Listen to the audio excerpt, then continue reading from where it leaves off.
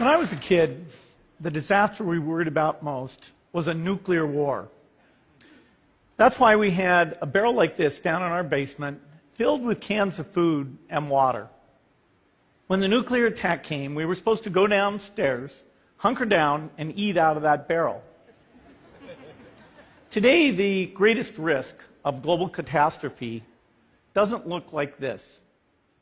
Instead, it looks like this.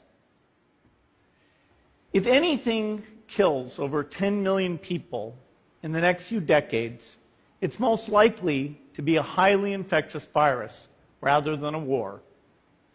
Not missiles, but microbes. Now, part of the reason for this is that we have invested a huge amount in nuclear deterrence. But we've actually invested very little in a system to stop an epidemic. We're not ready for the next epidemic. Let's look at Ebola. I'm sure all of you read about it in the newspaper. Lots of tough challenges. I followed it carefully through the case analysis tools we use to track polio eradication. And as you look at what went on, the problem wasn't that there was a system that didn't work well enough. The problem was that we didn't have a system at all. In fact, there are some pretty obvious key missing pieces. We didn't have a group of epidemiologists ready to go who would have gone, seen what the disease was, see how far it had spread. The case reports came in on paper. It was very delayed before they were put online, and they were extremely inaccurate. We didn't have a medical team ready to go. We didn't have a way of preparing people. Now, Médecins Sans Frontières did a great job orchestrating volunteers, but even so, we were far slower than we should have been getting the thousands of workers into these countries. And a large epidemic would require us to have hundreds of thousands of workers. There was no one there to look at treatment approaches, no one to look at the diagnostics, no one to figure out what tools should be used. As an example, we could have taken the blood of survivors, processed it, and put that plasma back in people to protect them. But that was never tried. So there was a lot that was missing, and these things are really a global failure. The WHO is funded to monitor epidemics, but not to do these things I talked about. Now in the movies, it's quite different. There's a group of handsome epidemiologists ready to go. They move in, they save the day, but that's just pure Hollywood. The failure to prepare could allow the next epidemic to be dramatically more devastating than Ebola. Let's look at the progression of Ebola over this year. About 10,000 people died, and nearly all were in the 3 West African countries. There's 3 reasons why it didn't spread more. The first is there was a lot of heroic work by the health workers.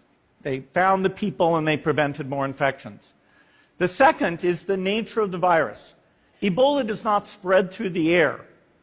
And by the time you're contagious, most people are so sick that they're bedridden. Third, it didn't get into many urban areas, and that was just luck. If it had gotten into a lot more urban areas, the case numbers would have been much larger. So next time, we might not be so lucky. You can have a virus where people feel well enough while they're infectious that they get on a plane or they go to a market. The source of the virus could be a natural epidemic like Ebola, or it could be bioterrorism. And so there are things that would literally make things 1,000 times worse. In fact, let's look at a model of a virus spread through the air like the Spanish flu back in 1918. So here's what would happen. It would spread throughout the world very, very quickly. And you can see there's over 30 million people die from that epidemic. So this is a serious problem. We should be concerned. But in fact, we can build a really good response system. We have the benefits of all the science and technology that we talk about here. We've got cell phones to get information from the public and get information out to them. We have satellite maps where we can see where people are and where they're moving. We have advances in biology that should dramatically change the turnaround time to look at a pathogen and be able to make drugs and vaccines that fit for that pathogen. So we can have tools, but those tools need to be put into an overall global health system, and we need preparedness. The best lessons, I think, on how to get prepared are, again, what we do for war. For soldiers, we have full-time, waiting to go. We have reserves that can scale us up to large numbers. NATO has a mobile unit that can deploy very rapidly. NATO does a lot of war games to check, are people well-trained? Do they understand about fuel and logistics and the same radio frequencies? So they are absolutely ready to go.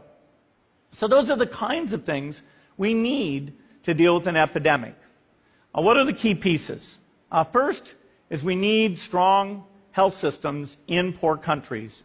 That's where mothers can give birth safely, kids can get all their vaccines, but also where we'll see the outbreak very early on.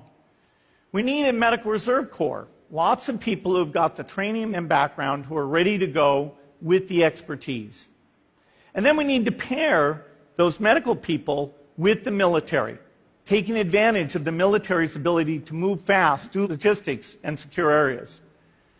We need to do simulations, germ games, not war games, so that we see where the holes are.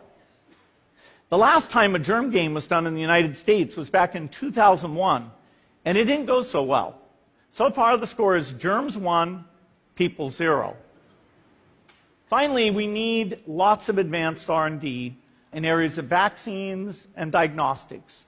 There are some big breakthroughs, like adeno-associated virus, that could work very, very quickly. Now, I don't have an exact budget for what this would cost, but I'm quite sure it's very modest compared to the potential harm.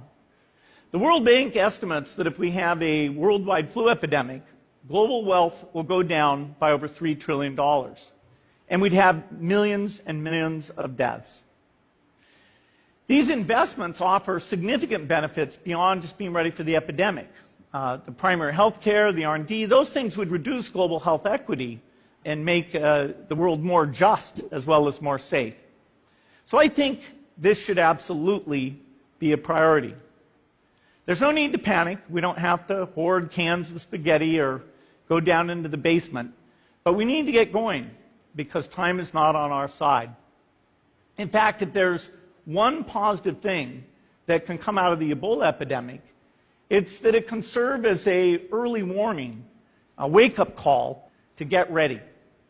If we start now, we can be ready for the next epidemic. Thank you.